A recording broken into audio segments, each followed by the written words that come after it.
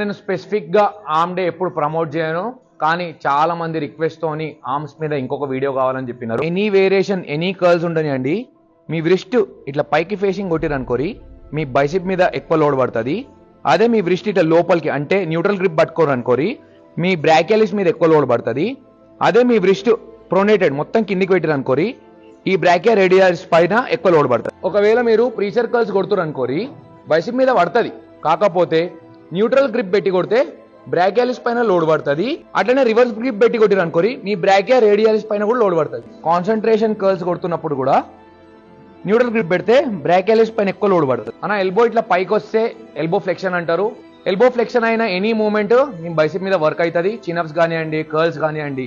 కాకపోతే పర్టికులర్ గా టార్గెట్ చేసి గ్రో చేయాలంటే ఈ గ్రిప్స్ మీద ఫోకస్ చేయరు. నేను ఎగ్జాంపుల్ కి preacher curl and concentration curls లో చూపించిన ఎనీ కర్ల్ మూమెంట్ లో మీరు చేంజ్ చేసుకోవచ్చు.